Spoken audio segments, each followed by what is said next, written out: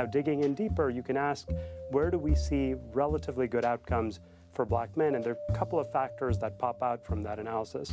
One, you see that areas with larger rates of father presence in homes among Black men, you have better outcomes for Black boys there. So if there are more two-parent families, particularly among African-American households, you see better outcomes for Black boys. Men are generally scared of Black women. I think it's partially because of there was like one point of view of a Black woman or maybe just like a couple points of views of a Black woman like in the media and on TV and in the movies for a very long time. I just feel like there's like an intimidation factor, especially if a Black woman is educated or Black woman is a leader or Black woman is very business oriented.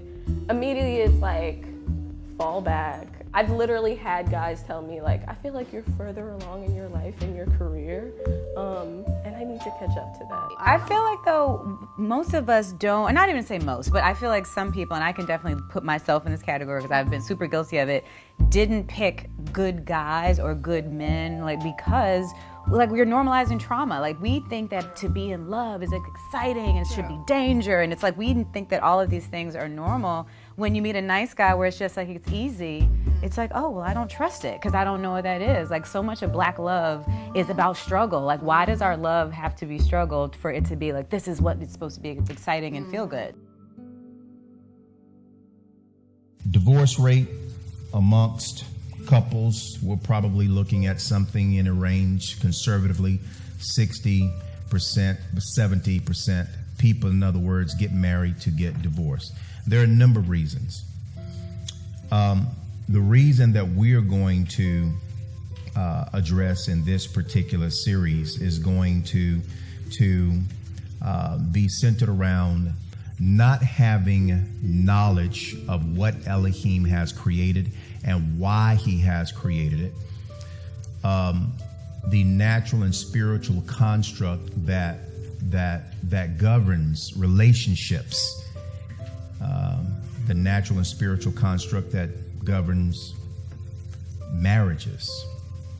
We've not really understood it.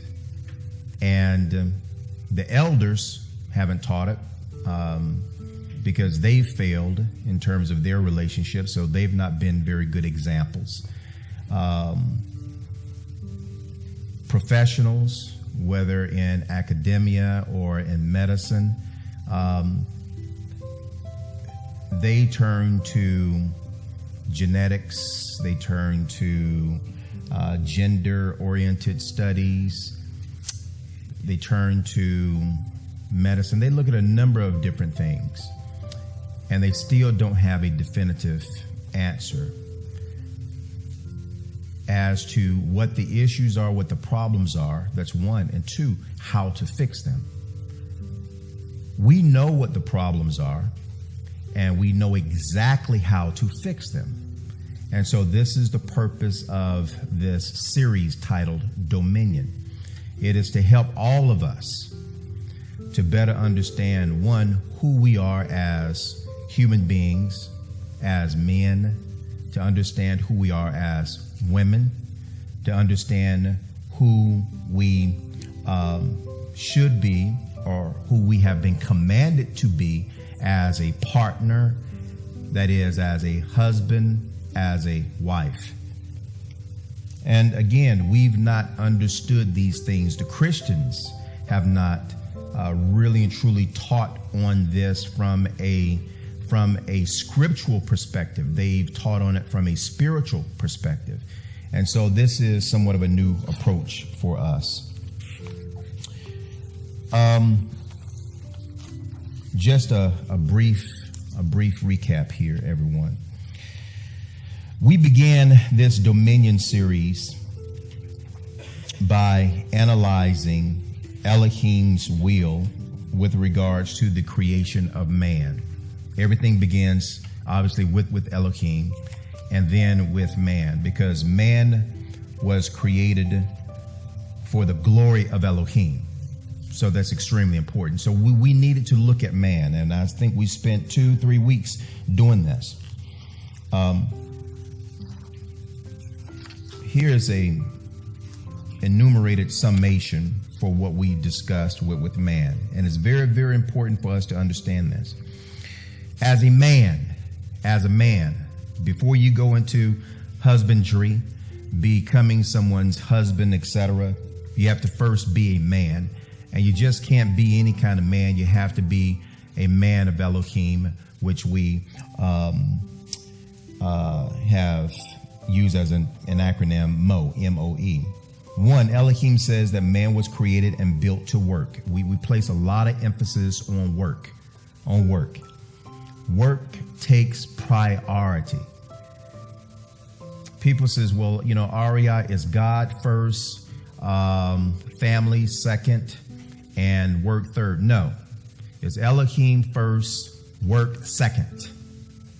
Elohim first, because you have no family if you have no job. Listen to me. It's Elohim first, work second.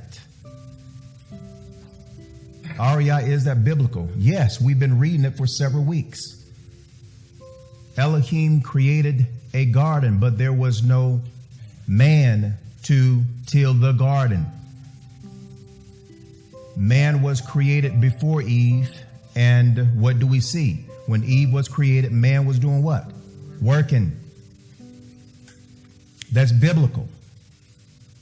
And this is the way we do things. This is the way it should be done. And it's always going to engender some heartache and indigestion in the household. Divorce rate in the military, sky high, has always been. Why? Because the man is working. He's away. He's not at home. The wife is going to lament about that.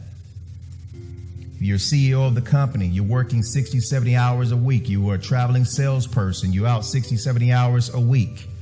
Divorce, divorce, divorce, divorce, divorce. Elohim says, number 2, that man has to manage his money. You work, you make money, you just don't go spend it up. You manage it.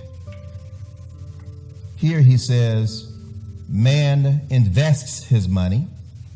4, Elohim says that man has to set goals and be diligent about accomplishing them. A lot of times people set goals and they don't accomplish them. That's not good. That is not just a character flaw, but that is a spiritual flaw as well.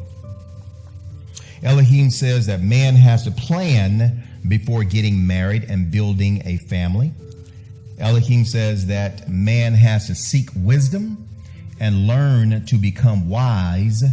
And Elohim says man has to develop his spiritual disposition through study and fellowship. These are requirements. These are 7 requirements to fulfill Elohim's expectations of what a man should be. These 7 things. If we are missing a step in any of these things, we're going to fall short of our manhood. We talked about sisters marrying men who have not accomplished their personal goals and objectives. That's not a good thing. Because one of the worst types of men that exists on the face of this earth is a man who feels inadequate, who feels incomplete, does not feel whole. And if he enters into a relationship and that woman is a driver, she's motivated, he is going to compare himself. It's only natural that we do this. He is going to compare himself with her, and resentment is going to begin to build, and she's going to become verbally abused, if not physically abused. This is what's going to happen.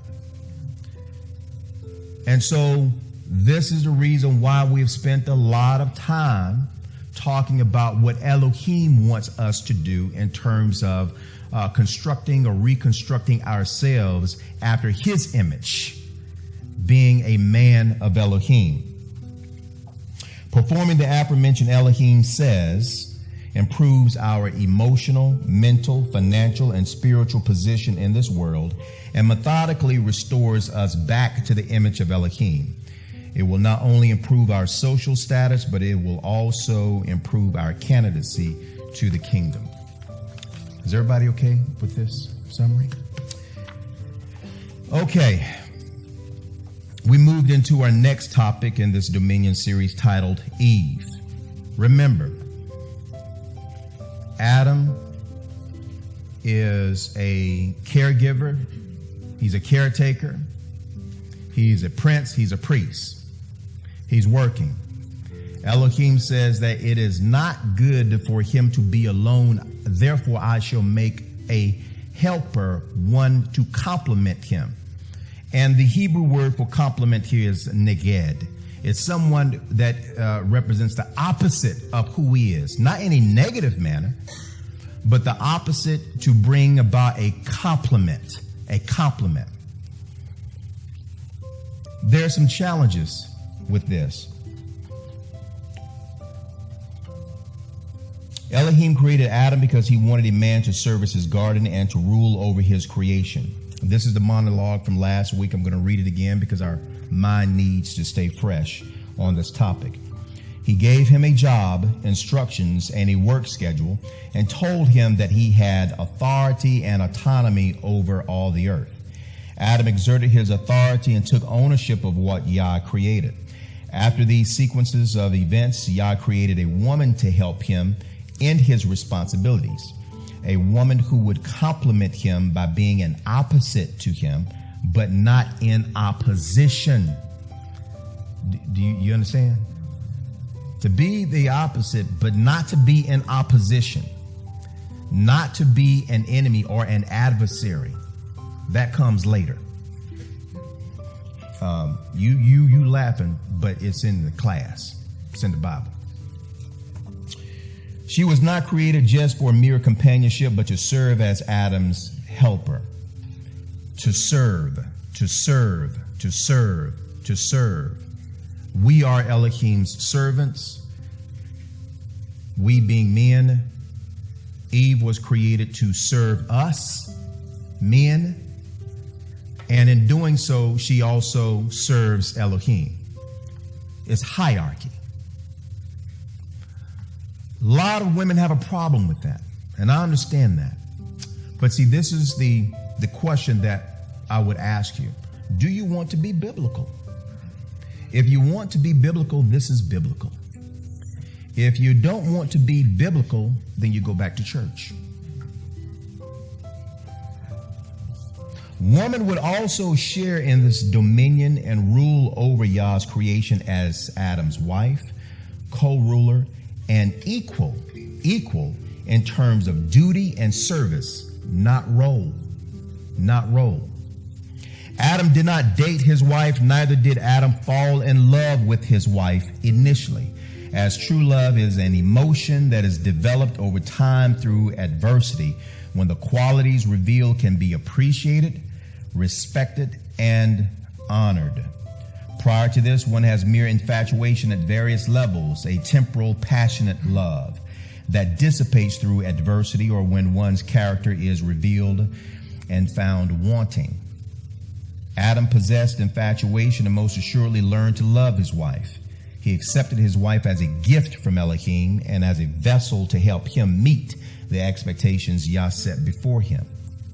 In this newfound relationship, Yah stated that Eve was different.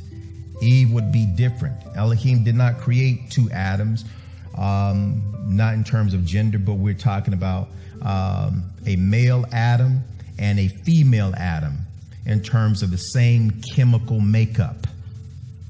The same chemical makeup. Adam possessed infatuation and most assuredly learned to love his wife. He accepted his wife as a gift from Elohim and as a vessel to help him meet the expectations Yah set before him. In this newfound relationship, Yah stated that Eve was different so that she could bring balance to him.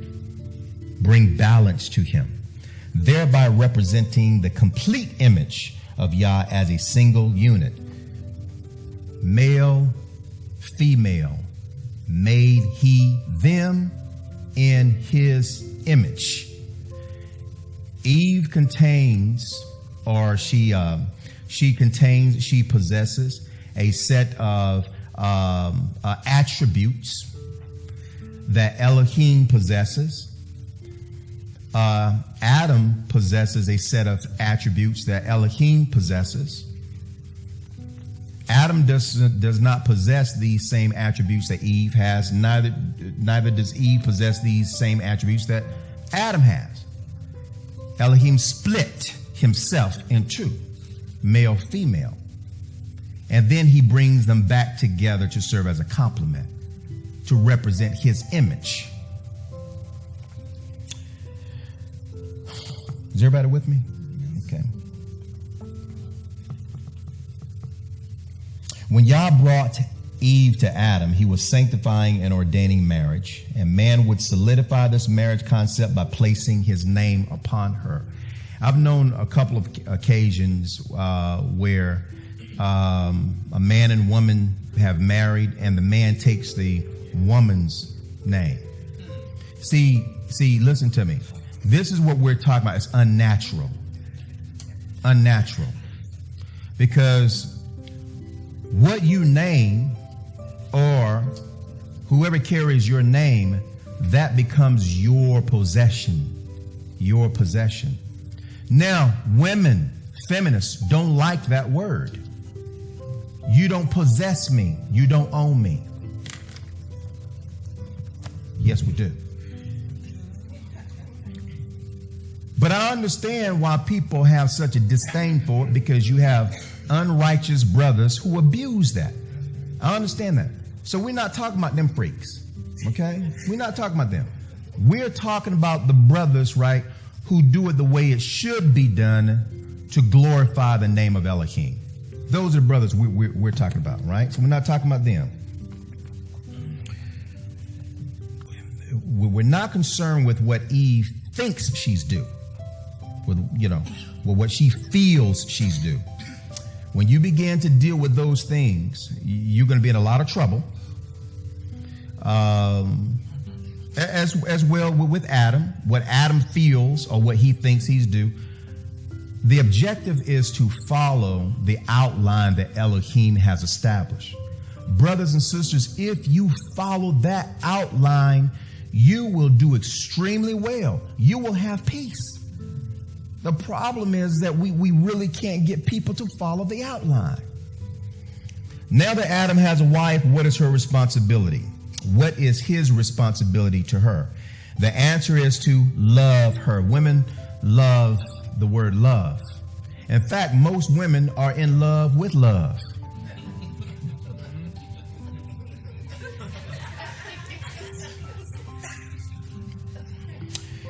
The answer is to love her and provide for her. I'll share that later. However, love is interpreted differently between men and women because of our genetic and spiritual compositions, definitively elucidated in the scriptures. Do you hear me? And we're going to break this down. It is different in the scriptures by way of commandment. The love that sisters have for us is not the same type of love that brothers have for you. That is biblical. And we're going to read that. And this isn't something that, a man just decided to come up with. This is something that Elohim has clearly communicated. It's just never been taught. And I'm a believer in this. If we have information, that means that we have knowledge, we have understanding. Now we know what to do. Now we see what's going on. Women don't understand themselves. Men don't understand themselves in many respects. And then when you bring the two together, don't nobody know what's going on. Love is interpreted differently between men and women because of our genetic and spiritual compositions, definitively elucidated in the scriptures. For example, nowhere in the Bible is a woman commanded to love her husband outside of the instructions given to young women on how they are to display their love to their husband through obedience.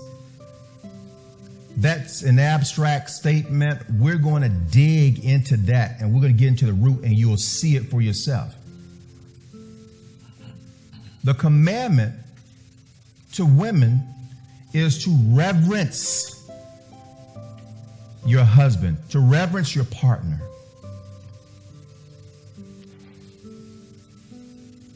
It's not to love him. Now people say, what, Ari, I don't make any sense. It will. It will when we read it. For example, again, nowhere in the Bible is a woman commanded to love her husband outside of the instructions given to young women on how they are to display their love to their husband through obedience. Love is not what men actually expect from women in the emotional sense of the word. Validation, reassurance, and constant display of affection. This is what the woman seeks from man, and this is how she interprets love. Validation, reassurance, constant display of affection. Do you love me? Do you love me? Do you love me? Dobson writes, women and especially homemakers depend primarily. Women and especially homemakers. Women and especially homemakers depend. And there's a reason for this. Depend primarily on the romantic relationship with the husbands for ego support. This explains why the emotional content of a marriage is usually more important to women, and why the little tokens of affections are appreciated more by wives who obtain esteem from these expressions of love and generosity, end quote. This fulfills their need for reassurance from the husband that they are loved, needed, and valued. For them, this is true love. Dissimilarly, men do not need. Did you hear me say need? Need. Men do not need this kind of reassurance or express sentiments. Emphasis on need. Men do not need this kind of reassurance or expressed sentiments of love from their wives. And since we often fail to see the woman's need for it and neglect to give it, it always creates adversity. And brothers don't mean no harm. Brothers don't mean no harm. That's just something that we, have a difficulty, in interpreting. How does it create adversity? The woman develops a feeling of being unloved and undervalued, marginalized and debased, which the man will always assure is untrue, unfounded, and unsubstantiated because of the metrics. Listen to me. Because of the metrics he uses, the metrics that we use for love, and the type of love he exhibits. Notice where it comes from. That comes from Elohim compared to the type of love she exhibits and expects him to reciprocate. Typically, it doesn't happen. That's the reason why there's typically hell in the household. Because I'm expecting you to love me the way I love you, and you not doing it. And the brother said, what are you talking about? I don't understand what you mean by this. The reality is that love is a broad term misused in the English vernacular. We say we love our car, our house, our shoes, our job, and various types of food. However, this is not how love is used in Greek or Hebrew.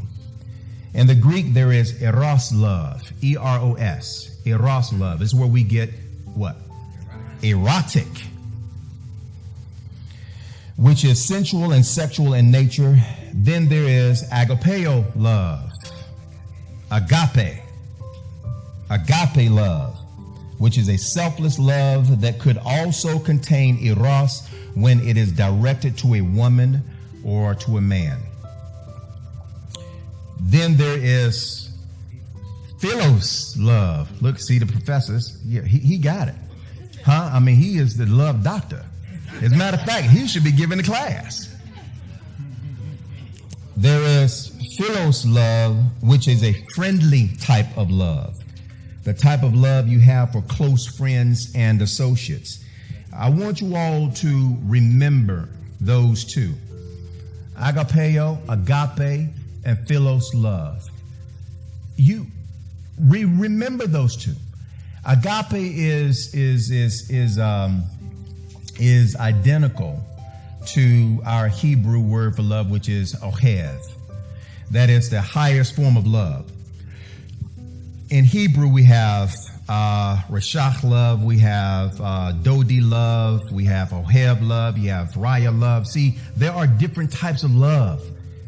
Here in the United States, good old America, Western civilization, we have one love. Covers everything. No, not true.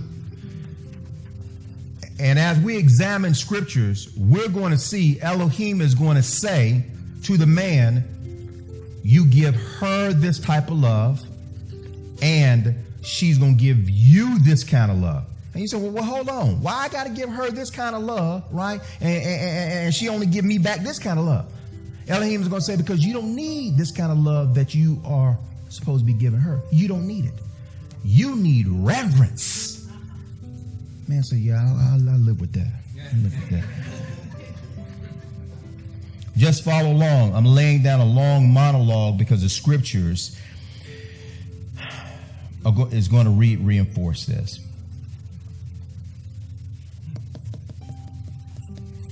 In its romantic concept and in its truest form, a woman desires and craves agape love, accentuated with eros. Everybody with me? She craves that. Craves it like whatever your favorite food is. I got to have it. And if I don't have it, I'm going to have a fit. I'm going to have a fit. I'm going to feel used. I'm going to feel abused. I'm going to feel misused. I'm going to feel marginalized, demeaned, disenfranchised, alienated from everything that belongs to me. And what's taking place? Brother said, what are you talking about? What? Follow along. In its romantic concept and in its truest form, a woman desires and craves agape love, accentuated with eros. This type of feeling and desire is uniquely germane to women, not men. Not men. Men are not made up to give this kind of love, right? In a continuum and perpetuity with consistency. We're not built that way. Women are built that way. And the expectation is, if I give it to you, you have to reciprocate. Man is saying, I don't know how to do that. Follow along. This type of feeling and desire is uniquely germane to women, not men. This type of love is a woman thing. It is not a man's thing. Man desires reverence, which is the complete embodiment of respect, commitment, loyalty, and appreciation, which the woman displays through obedience. These are the things that men desire from a woman. As a man, we are designed to show our love through provisions. Through provisions. Making provisions. This is the metrics ordained by Elohim. These provisions are composed of security, food, clothing, and affection with a sense of compassion. These are the expectations that Yah has set for a man and made it a woman's inalienable right to receive from a man as his expression of love, called agape love. See, our illustration of agape love is not through the constant hand holding, the constant affirmations or reaffirmations. I love you. Baby, I'm just so blessed to have you. You look good, and yada, yada, yada, yada. These are all good things. And what we are reading and what we will read here is that we have been commanded to make sure that we communicate and that we show a woman these things. Because the scripture says she needs it.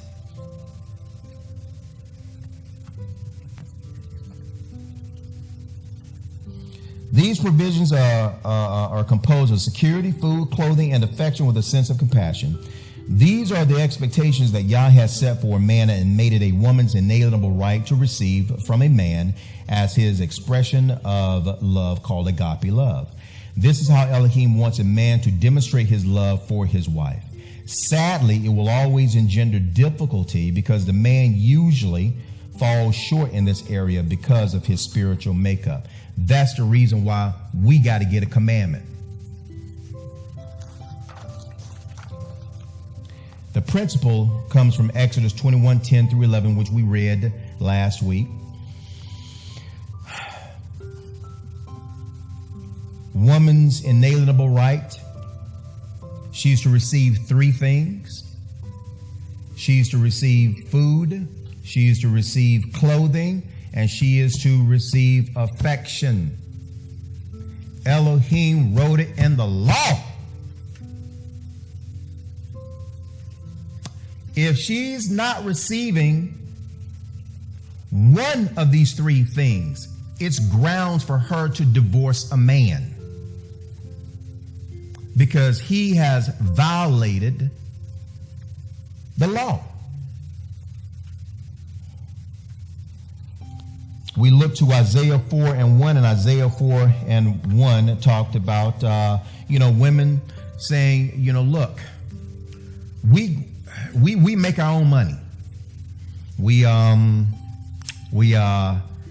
our own clothes, our own food, but we have a problem. I'm at war with Elohim, and I need an intercessor. Give me your name to take this wrath from me. What did the woman present to the man? The woman is saying, I am going to absolve you of your responsibility to me to provide me with food and clothing, security, shelter. I'll take care of all those things. What I need is your headship. What I need is your name. That's all. Thank you, Professor. I just need your covering, because Elohim is spanking me left and right over Jerusalem. That is what we drew from Isaiah 4:1. We read Ephesians 5:33, where Paul says that a man is to love his wife, and that the wife must respect her husband. Man has to demonstrate constantly the highest degree of affection and love for his wife through an ecclesiastical commandment derived from Exodus 21:10 through 11. However, the woman is only commanded to reverence her husband and to give him a different kind of love other than agape love. Why? Listen to me, everybody.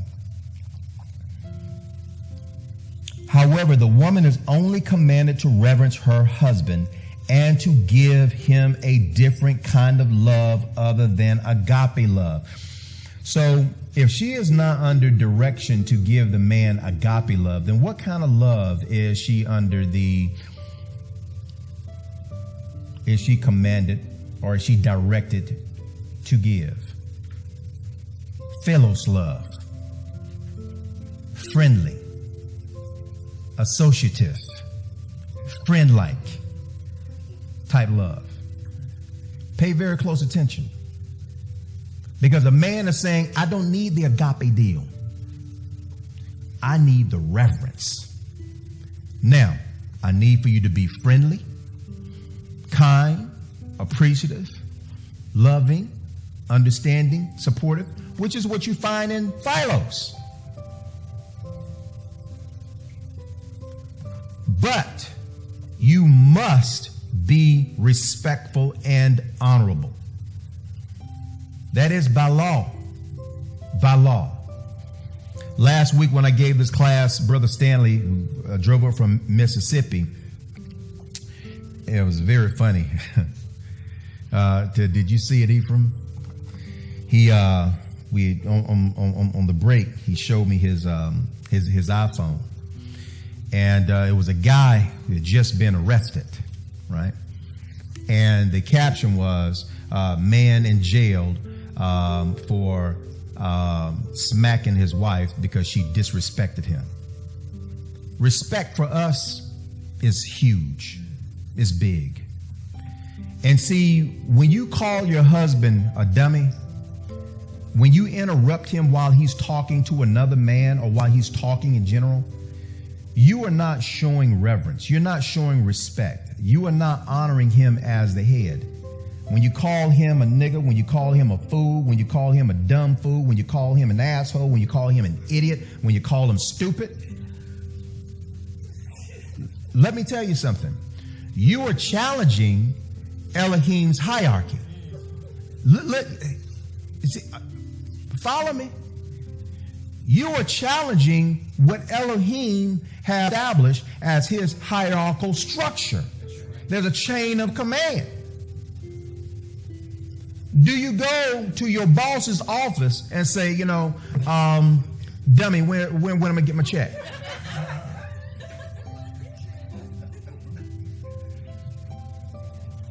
Phone ring, right?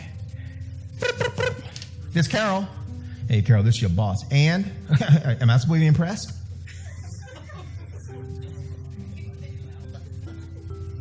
Is there anybody in here named Carol? Oh, that one. Okay. Mm-hmm. What I'm doing is I'm trying to help us. Because see, already I messed up too. But that was years ago. I was like 22, 23, 18. Yeah.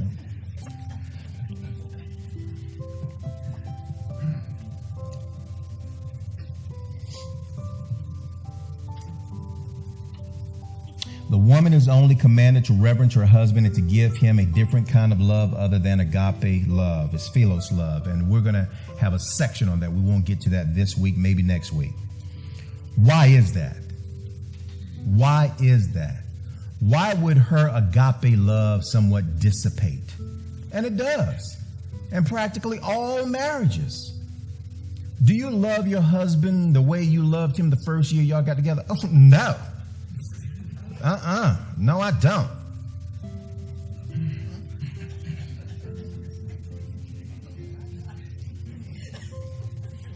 Listen to me. It is perhaps due to the premise that a man's passions, composed of agape and eros love, dissipate after procuring the relationship. And he goes on to or returns to fulfilling his desires as a provider. Incongruously, the woman retains these passions of agape and eros love until it dissipates through the man's unsympathetic and perceived uncaring needs for her. It is because of this emotional disposition the woman is reminded to always be in subjection to her husband and to be reverent and friendly towards him, as we will see later in this discussion. In other words, she is no longer in love with him. She just loves him in a reverential manner, in philos love and not agape love. However, she reverences him as Sarah reverenced her husband by calling him Lord. That's correct. Remember, we talked about hierarchy. Malachim, angels understood these things. We read Jude 8 and 9 where Michael, disputing with Hillel, Satan, about Moses' body, does not blaspheme against him, does not make a railing accusation against him. He just simply says, Yah rebuke you. Why? Because Hillel is still Elohim's anointed. He is still, right, one of the, or perhaps the most powerful angel created. He was given a whole planet to govern. Michael has to respect that because he's still Elohim's anointed. And sisters, a lot of tribulation that takes place is because you don't reverence your husband. You look at him like, like your third grade homeboy. And that's not going to work. Not in this faith and not with this knowledge that we are receiving. To whom much is given, much is required. From a child, you grew up with L-O-V-E, and 10 L-O-V-E, 20 L-O-V-E. your 55 LOVE, your 155 LOVE. It never goes away. And you're looking for who? Prince Charming to exhibit love. It's true. It's true. But understand something. Where men will complain and lament about it, what I'm saying to you, bro, and we thought that it was a sickness or women just crazy crack. No, that's natural for them. That's what Elohim created. So if we make disparaging remarks and comments about her when she's in this mood, we're actually blaspheming Elohim, is what I'm saying.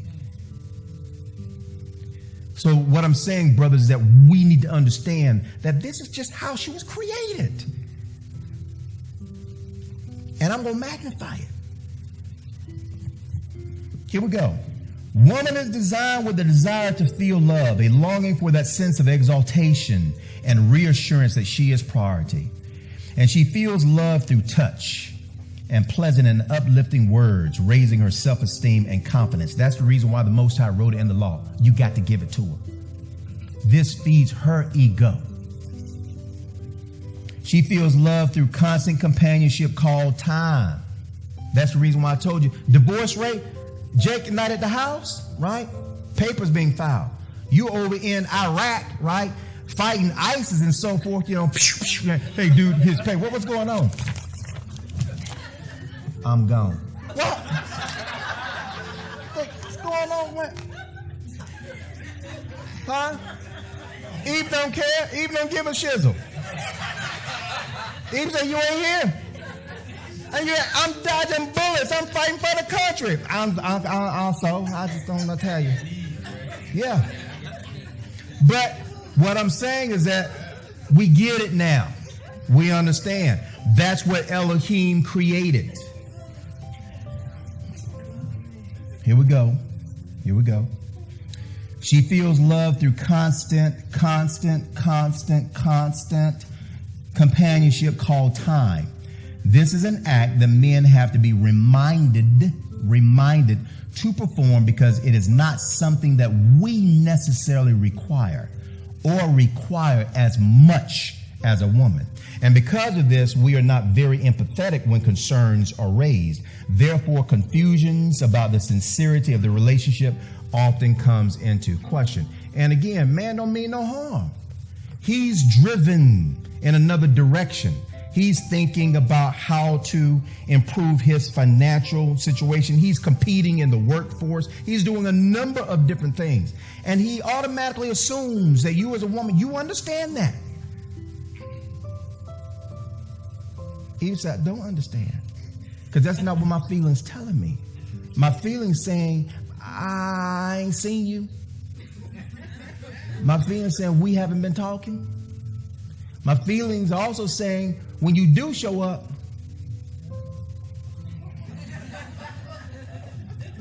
we're going to talk about that too. Yeah. So it's like, I heard it back over there. You heard it. Huh? Well, again, see, we're going to be real. Like my aunt, now we're talking a couple of weeks ago. She says, she said, nephew, let's talk and let's just keep it real. Let's keep it real. This is the reason Paul commanded men to demonstrate to the wives that they were loved. One of the reasons we are reminded to reassure her outside of her genetic makeup is because of the curse. That's times 10, brothers and sisters. That is times 10. Makeup is because of the curse Elohim placed on her, where she is constantly longing for affection, reassurance, and validation. Turn your attention now to Genesis 3:16.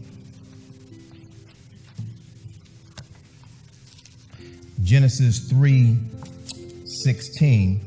Of course, Adam and Eve disobeyed Elohim and they ate from the forbidden tree, consumed forbidden fruit. So Elohim cursed Adam, cursed the serpent, and cursed Eve. What he said to Eve in verse 16, unto the woman, he said, I will greatly multiply your sorrow greatly multiply your sorrow. So what does that mean, brothers and sisters? It means that even in what? The natural state of her creation before the fall, there was some sense of sorrow. Now he says, I'm going to what? Multiply it times 10. Greatly multiply your sorrow and your conception. In sorrow you shall bring forth children, and your desire shall be to your husband. Your desire shall be to your husband. This is a constant longing for a desire to have him constantly. We call it nagging, harassing. No, true. We had this class before, did we not? Yes. Elohim says, I ask you not to do one thing. I said, everything in this garden is yours. Everything. The animals yours, the river, the oceans, the seas, everything, the trees, everything is yours. But this one tree does not belong to you. I don't want you to eat from it. It was a test.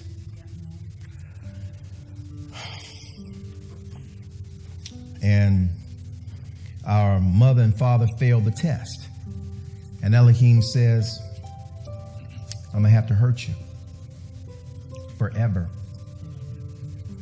until we enter into the kingdom of Elohim. Eve, I'm going to magnify emotions in you like you can't even imagine. And that would be okay if it just impacted Eve. Am I being selfish? Am I being inconsiderate, incompassionate? But because we have this natural desire, this inclination, this command to reproduce ourselves and for companionship, we take on a partner, we take on a wife, and guess what you're taking on? Come on. Oh, come on. The curse. Listen to me. And that's okay, because that's what Elohim created. Now you have to follow the instructions that we are going to read about in the New Testament. Is everybody with me? Anybody mad at me? See, look, don't be mad at me. I'm only going over. Look, as Paul said to the assembly in Galatia, have I become your enemy because I tell you the truth?